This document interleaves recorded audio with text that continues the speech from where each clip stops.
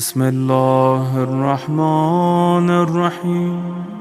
ویسے ماشاءاللہ تو ادھر سسٹم جو لگایا تھا اتنی دیر پڑھنے والا، اس سسٹم سے بھی لگ رہا تھا شیعوں کا پروگرام ہے، کیونکہ پنجتن کے صدقے میں 5 منٹ ہی لگائے ہوئے تھے انہوں نے۔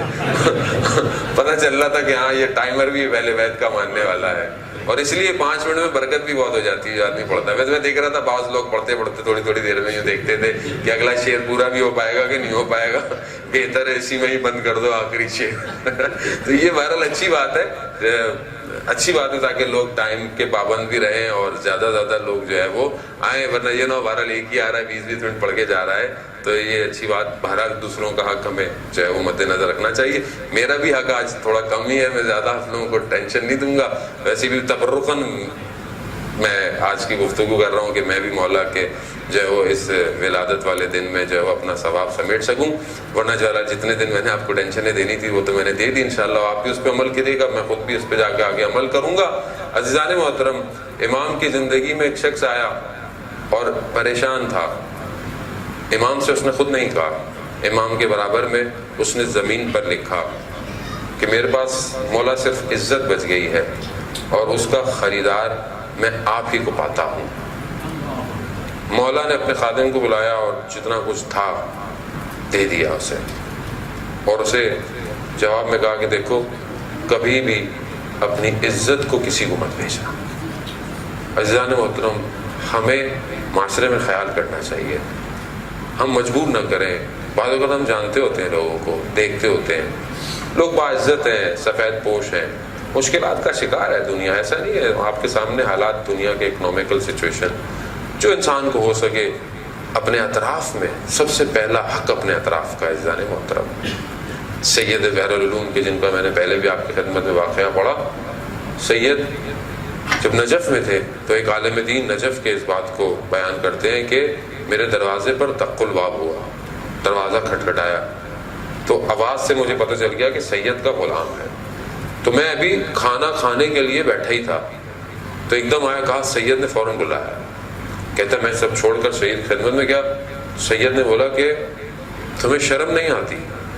تمہارا ہمسایہ چند دن سے جو ہے وہ بھوکا ہے، یعنی کھانا نہیں کھا رہا ہے، روز کئی دن سے اس کے گھر میں فاقے ہیں، کھجوروں پہ گزارا ہے، اور آج اس کے پاس کھجوریں بھی نہیں ہیں۔ کہا مجھے سید پتہ ہی نہیں تھا۔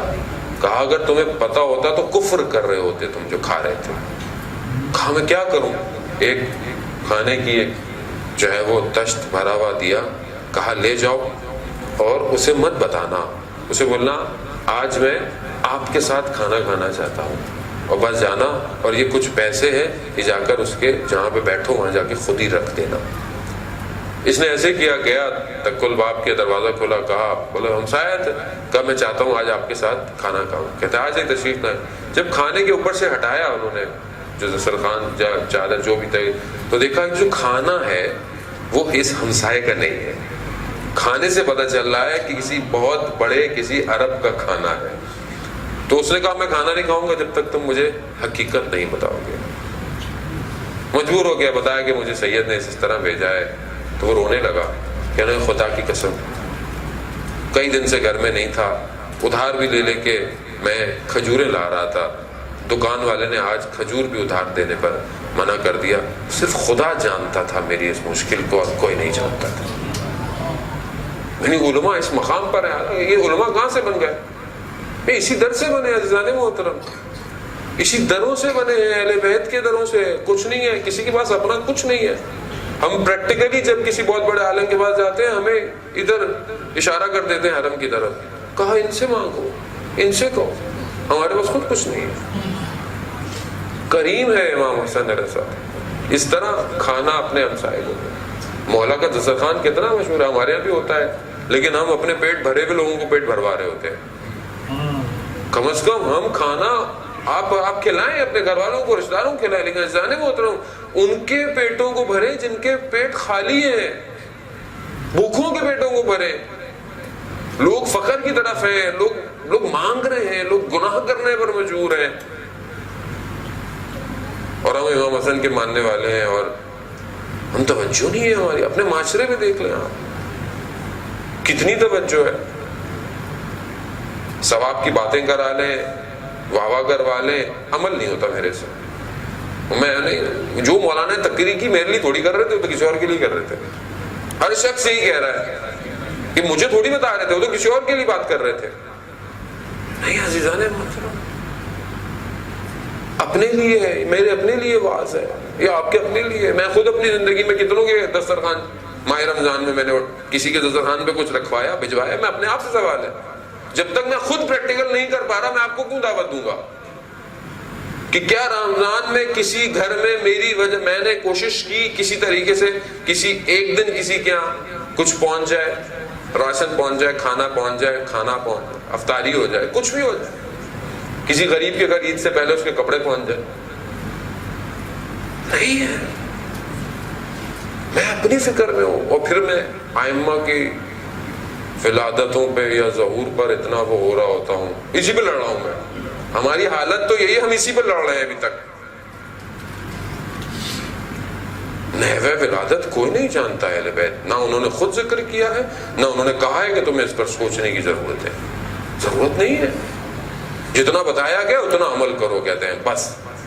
جو حدیثیں ہیں ان پر عمل کریں. عمل کرنے کے لیے اپنی طرف سے اپنے تخیلات کو لے کر اپنا نیا دین نہ بنائے جانے محترم. اور دین کا وارث زندہ ہے, اس خوش فہمی میں نہ رہے کہ جو میں آج کہہ رہا ہوں, میں بنا رہا ہوں, یہی ہوگا. اور دن تھوڑے رہ گئے, میں یہ بھی آپ کو بتا دوں, دن تھوڑے رہ گئے ہیں. اور اس کے آنے میں ہم وقت معین نہیں کر سکتے, لیکن آثار یہی بتا رہے ہیں کہ حسین کا فرزند جلدی آنے والا ہے. آثار یہی بتا رہے ہیں. اور میں اپنے خوابوں اور خیالوں سے باہر آؤں, اپنے کمروں کی بیٹھکوں میں بات کرنے سے باہر آؤں, عملی طور پر مسلمان بنوں. شیعہ, سنی, حنفی, دیوبندی ختم کروں. آنے والا تو کرسچن کو بھی مسلمان کرے گا, ہندوؤں کو بھی مسلمان کرے گا, یہودیوں کو بھی مسلمان کرے گا, کیونکہ ایک ہی ہے. خدا نے وعدہ کیا ہے کہ میں اپنے وارثوں کی حکومتوں کو دنیا میں قائم کروں گا. تو میں خود عزیزان محترم ان ایام میں غنیمت سمجھوں کہ خدا نے مجھے موقع دیا ہے کہ میں مسلمان ہوں, روزے رکھ رہا ہوں, جھوٹ نہیں بول رہا, حرام نہیں کھا رہا. یہ خدا کا لطف ہے ہمارے اوپر, اور اہل بیت کے صدقے میں ہی ہے. تو اسی صدقے کو اور لوں اور حاصل کروں, اور اپنی ذات سے دوسروں کو فائدہ پہنچاؤں.